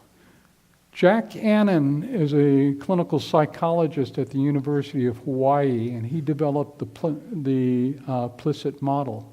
And he developed it because he thought too many people, too many nurses, too many physicians, too many teachers didn't know how to handle sexual questions when they came up. And he came up with an inverted pyramid model where the broadest part of it is permission, the P in Plisset. Permission to have the feelings that you have, to have the thoughts that you have, to have the desires that you have. Permission is the most critical part. And he basically argued that any teacher, any physician, any nurse can give people permission to be and experience themselves. The next part is limited information. That's where you know something about human sexuality.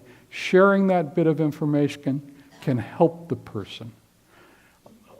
Specific suggestions are kind of the Masters and Johnson sorts of structured exercises people get into. And sometimes those are not enough. So for the very rare person who they are not able to deal with their sexual problem without it, intensive therapy, people can work intensive therapy and overcome the problem then. So the permission is very much a Zen thing, about permission not to have to judge yourself, not to have to see yourself as wrong for having your thoughts or your attractions. You don't want to fight yourself. You want to just be able to see, reflect, and then use. And one of the things we have to recognize is in any situation, we're going to have every available thought that could come up in that position. The fact that you have that thought doesn't say there's something wrong about you.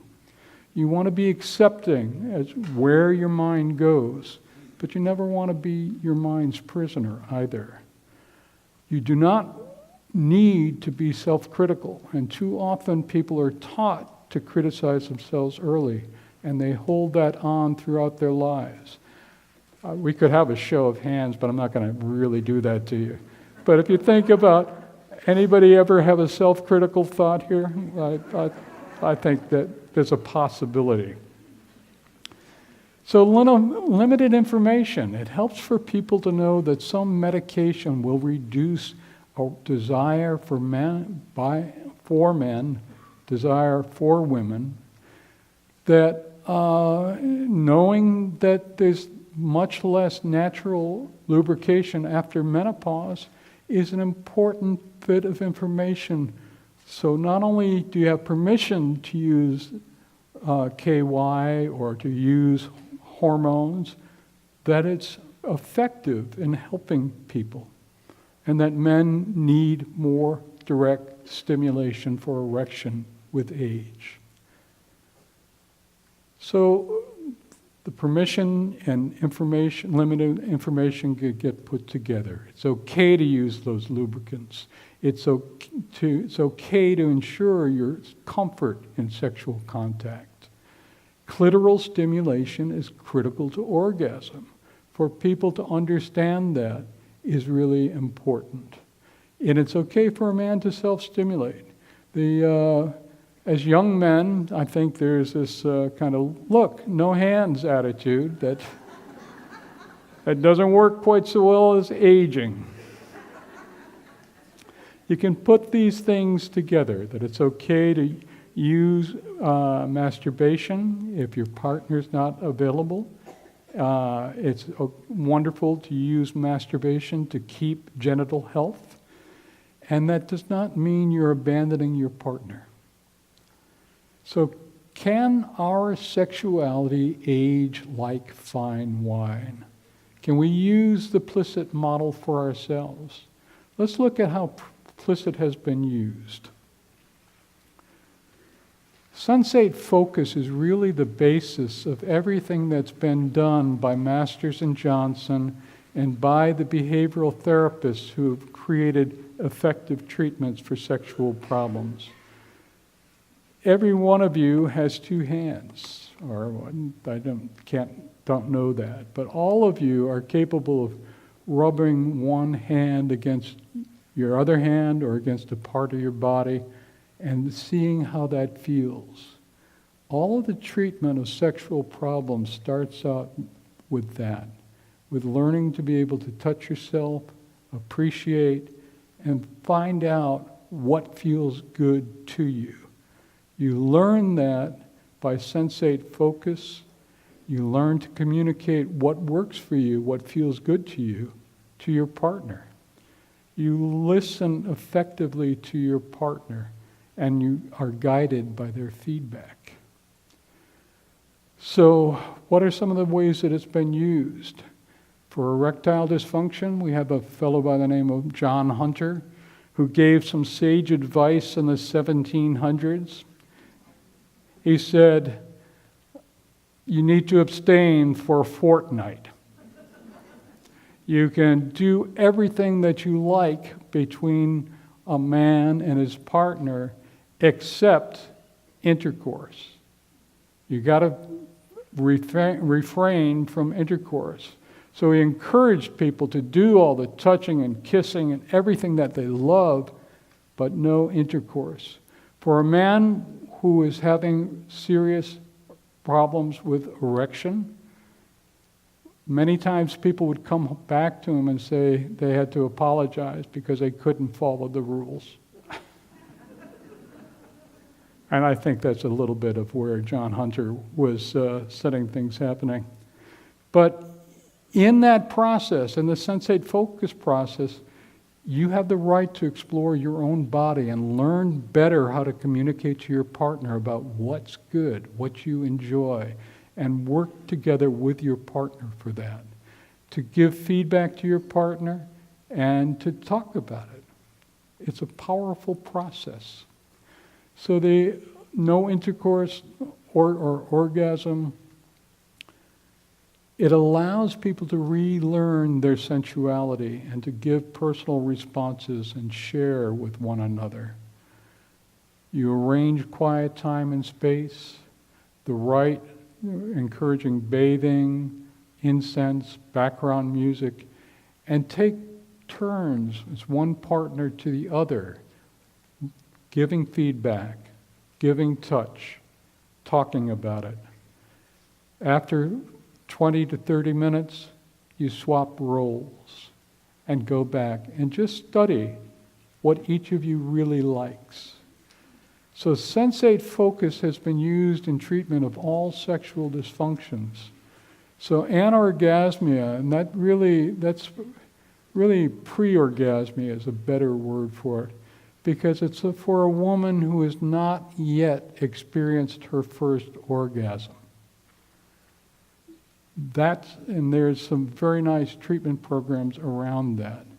Vaginismus, where the vaginal barrel reacts by contraction and pain, And this sometimes happens when people have been forced to have sex that they didn't want to have, and then this reflex occurs to protect them. Erectile dysfunction for men, rapid ejaculation for men also can have that, where you can learn to stimulate more over time. And pain with sexual contact or dyspareunia can also be worked there. So one of the early treatments that was introduced around pre-orgasmia was by a fellow by the name of Joe LaPiccolo and Julia Hyman. So one of the things you notice early about sexuality work is people seem to be well named for the tasks. But they did beautiful work and wrote beautiful things back in the 1970s that are still the basis of the effective treatment today. And it starts alone, it starts with sensate focus. There is a book that Julia Hyman wrote called Becoming Orgasmic that we found that when you gave women the book and put them on a waiting list, about half of them would have their first orgasm alone, just reading the book. The others would come in and do treatment. Starting with touch, again, you can touch hands, but touching other non-genital parts of the body for the woman and doing this alone. Moving over time to include touching the breasts and the genitals, and then gradually increasing the duration of what feels good, leading to orgasm. A very successful program happens. Starts with a person working alone, works with a partner. The challenge there is to not rush. Trust between the couple is absolutely critical. And counseling can offer ways of talking and ways of thinking about these issues together. I want to add in a couple of other items, and if I'm running out of time, let me know that, because I can go forever. Thank you. Perfect. So one of the things that's been interesting, combining some of the behavioral therapy with Zen Buddhist ideas, is this concept called action commitment therapy. Basically, the behavior therapy says mechanically what you do, how you're going to go about it step by step. The Zen Buddhist part of it gets you to be reflective, self-reflective, thinking about things, giving yourself permission to be who you are and to have the thoughts and feelings that you have. And that can also incorporate some of the concepts from narrative therapy, where you're learning to tell a different story about yourself. You've been studying yourself for quite a while, many people. You know a lot about that. Use that. That's a tremendous strength that allows you to solve problems better than younger people know how to do. And the action part in the ACT, Action Commitment Therapy, encourages people to identify what behaviors they want to see more of. So with you and a partner, may want to have more talk, more quiet talk, more listening. And that may be a goal that you set for yourselves. You may want to express affection more, small ways, larger ways. You may want to increase caring behavior. You may choose to decrease criticism. We need to decrease criticism of self, and we may need to decrease criticism of another. And look at what's going on when we do go to criticism. What triggers that? Why are we invited to go to a place that's actually kind of painful? You want to pay attention to that and to make a commitment to increasing valued behaviors and creating ways to notice the wanted behavior. It's hard sometimes when people aren't able to notice that they're getting what they're asking for from their spouse. Finding ways that we can become more observant and notice that ourselves is good. You want to create ways and stories about how to get to the goals that you want, finding the things that get in the way. So the interesting thing that the ACT therapy also involves is a recognition that the human being that you go to for counseling isn't a guru. And back in the 70s, there was a radical book that was published about about Buddhism. If you meet Buddha in the road, kill him. The idea is that there is no ideal person, there is no guru who is much better than all others. And too much of our therapy is done with idealizing the person that's sitting there and doing the therapy. These are all human beings with strengths and weaknesses. All of them have some of their own personal problems. They're just working with you to find a way to help you function better and be more happy. In Zen Buddhism, in meditation, you notice thoughts that keep intruding. Any of you that have tried meditation know that. I certainly know that. But there's no need to fight them. The idea is to let them float and go away. Because we're going to think most available thoughts, and we're going to let them go. Except the thoughts are not you. I want to go to one other area in the area of sexuality, because the generations are different. A recent study showed that under 5% of those people over the age of 71 identified as LGBT. But another study shows that about 20% of those from the age of 15 to 30 identify as LGBT. Is that a commitment that's not clear?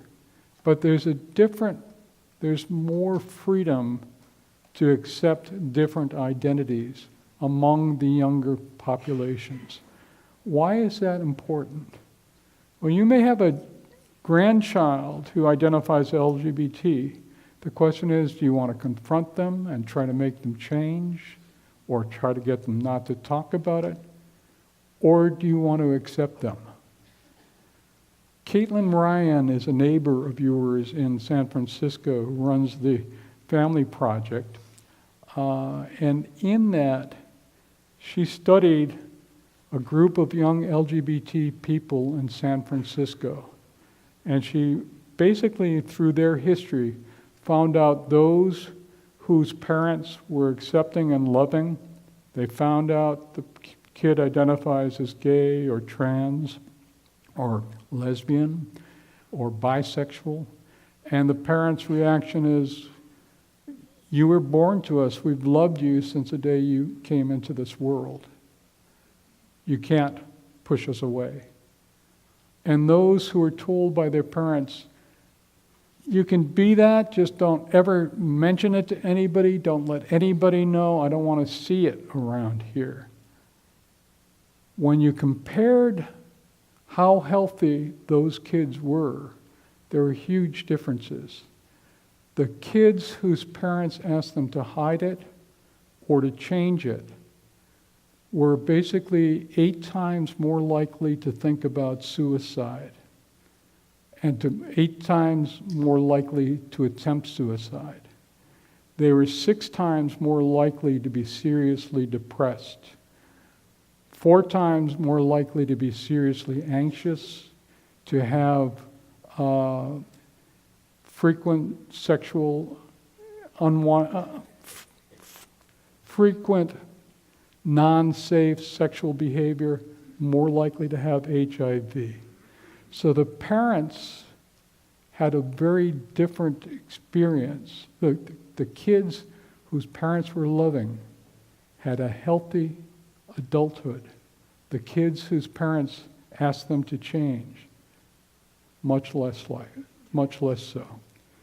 So we're basically talking about you writing your own story on aging like a fine wine. You're the only expert in this room on your life. You may have a co-expert, but it's a very limited population of people. I want to leave you with some words that Mary Pfeiffer put out in the New York Times last Sunday. She's talking about women and aging. And she's also talking about men and aging by doing that. But she's saying that the only constant in our lives is change. But if we are growing in wisdom and empathy, we can take the long view. By the time we reach 70, we have all had more tragedy and bliss in our lives than we ever could have imagined. If we are wise, we recognize that we are but one drop of water in the giant river of life, who have this incredible privilege and miracle to participate. Thank you.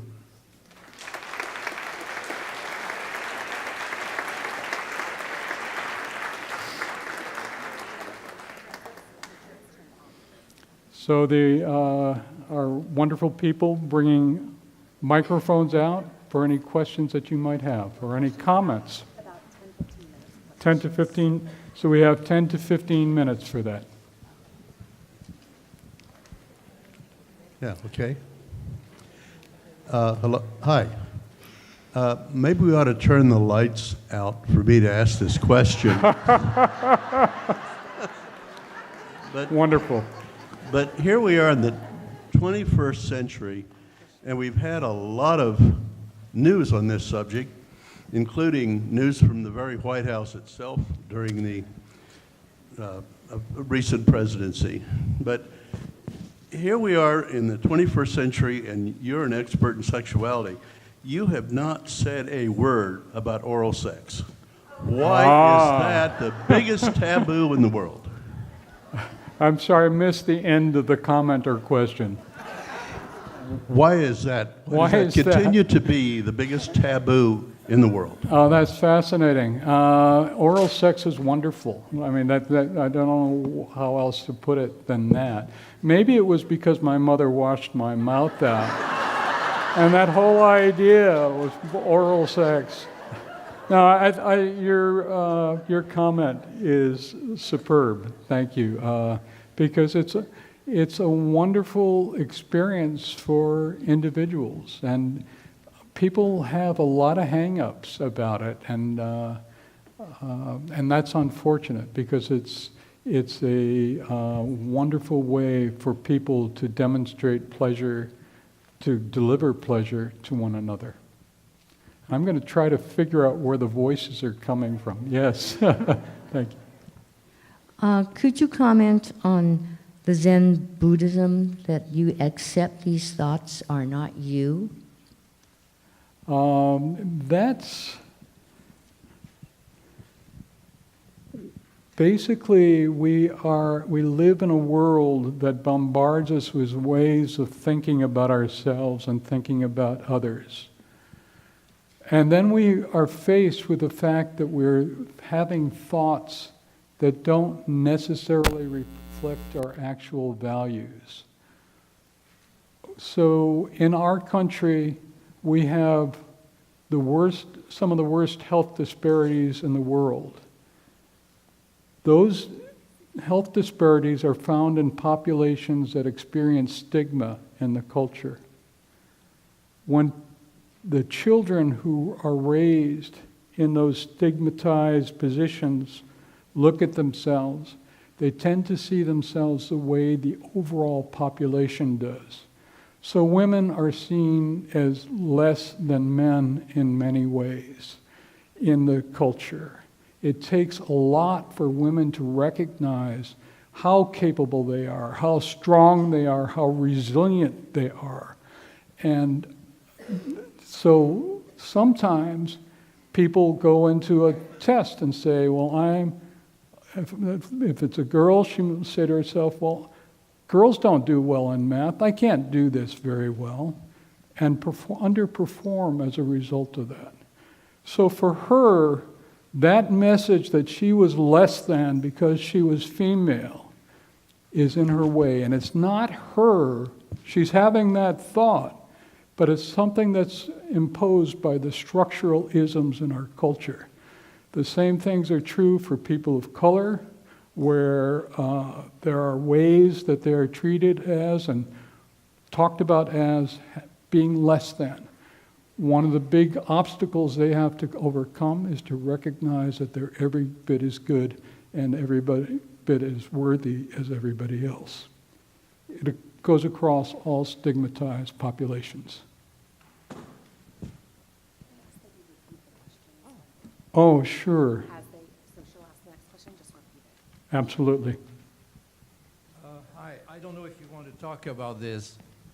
Can you expand a little bit on the influence of religions in our The influence of religions.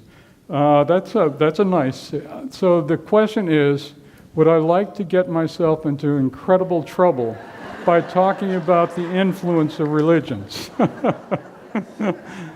And I think that we've experienced incredible changes in religions across our lifetime, where religions are becoming less judgmental and less ritualized and telling, you know, I grew up as a Roman Catholic saying, Lord, I am not worthy, and et cetera, et cetera. I think there are more healthy, positive messages than that, and that religions are doing a better job getting there. But everybody gets comfortable with the way religions are talked about in their home as they grow up. And then you have this little task before you of figuring out, what are my true beliefs? What am I going to do about them? And you can go out and read Yuval Harari about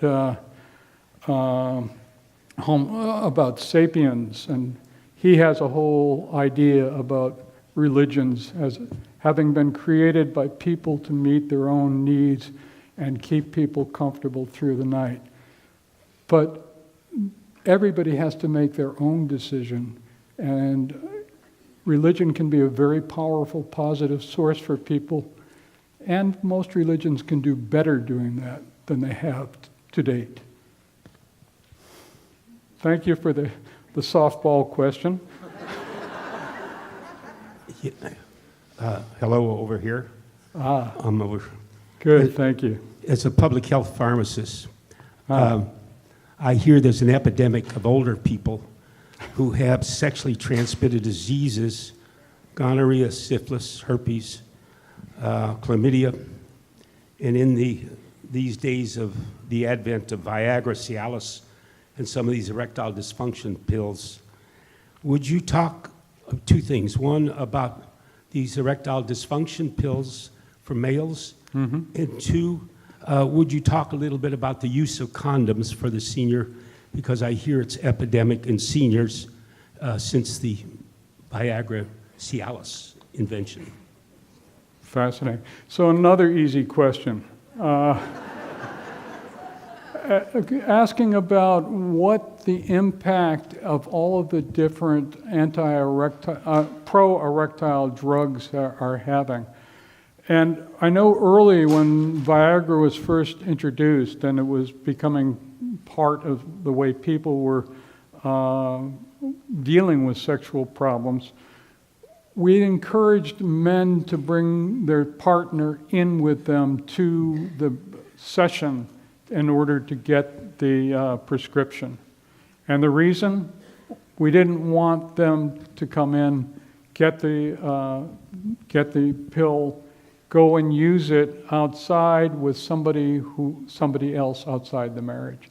And that's sort of judgmental. I mean, I'm not sure that was really the healthiest way to deal with it. But the reality is that if you're having sex with more than one partner, you increase the chances that you're going to be coming home with a bug that you didn't expect and that you need to deal with. And your partner may then get that from you, and you're not going to be welcomed because of that. I think it's, again, that people need to have these discussions about are they in a committed, closed relationship? Are they choosing to live differently? If people choose to live differently, it's really critical that people then get checked for possible sexually transmitted infections. It's part of being a responsible adult, and it's happening among elders, and that's important to know. Please. So you talked about messages that we received as kids. One of those messages, at least a lot of women received, is good girls don't have premarital sex. Right. One also has to be careful, as you say, of STDs. There's religion, a lot of issues out there. Another you hear is, finding the right chemistry. So as a parent or a grandparent counseling kids, especially women, do you say, go explore premaritally, find who the right partner is? Or is really, from your message, finding the right partner is working on it and there's no need to go on an exploration?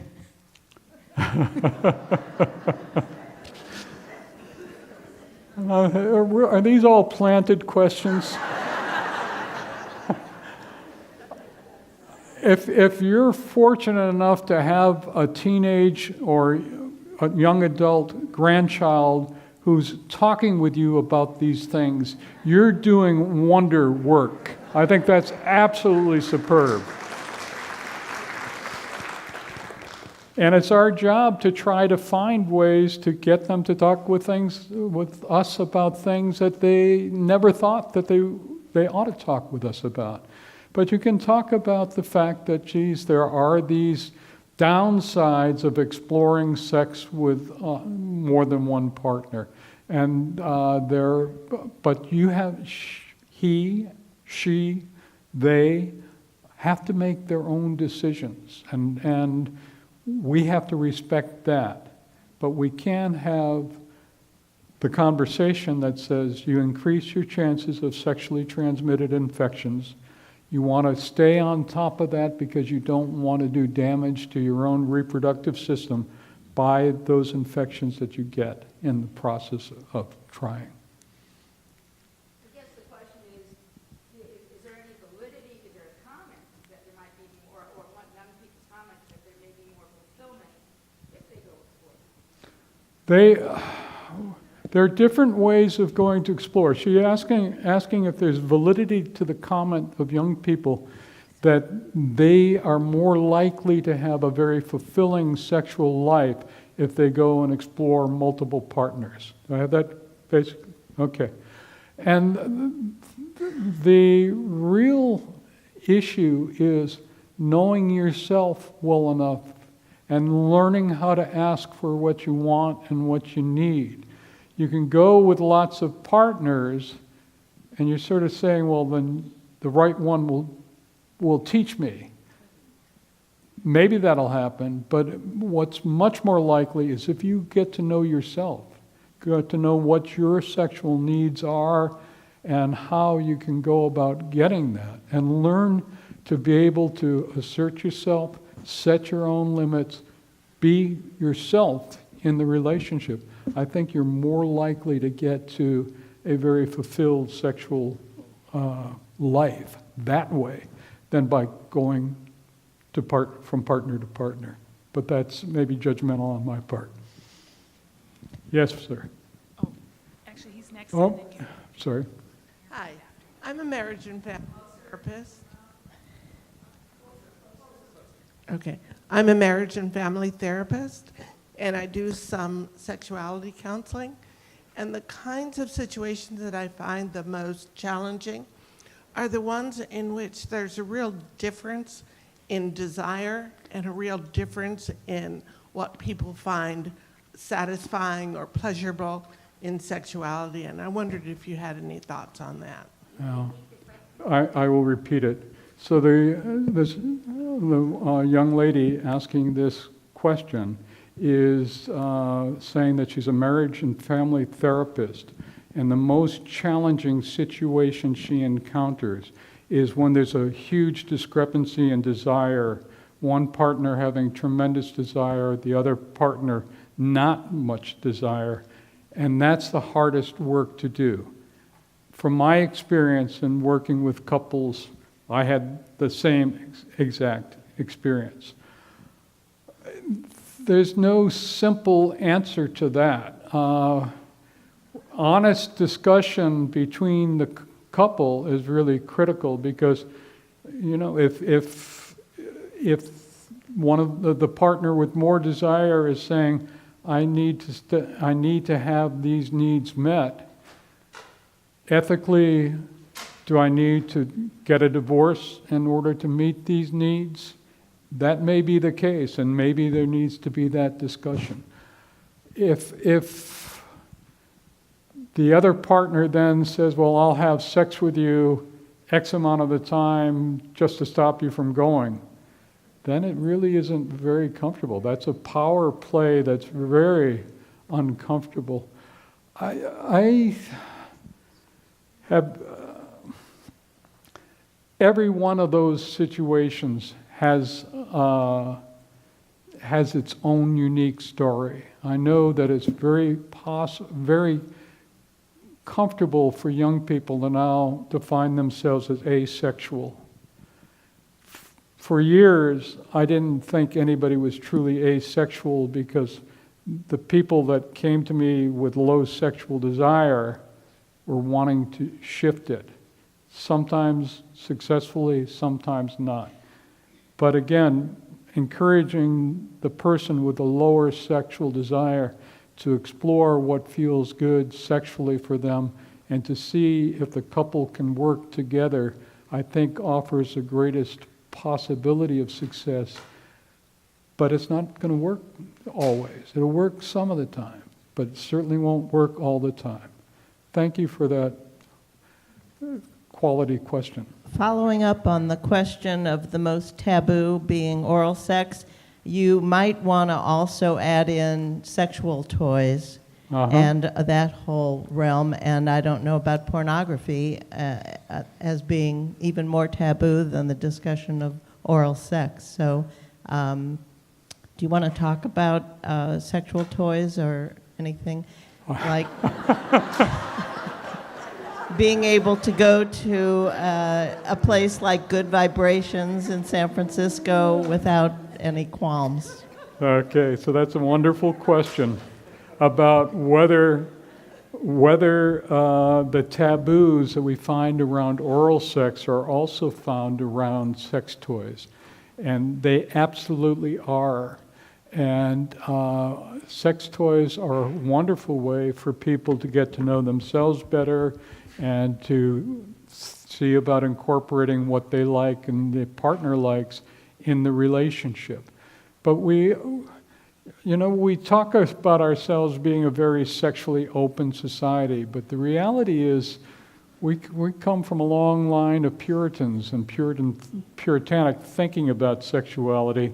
It's very much a piece of the advertising we do, and we've got a long ways to go to grow up and to accept and incorporate our sexuality in ourselves.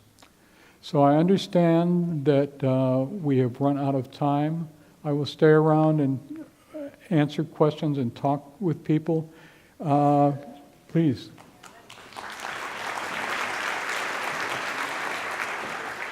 Thank you.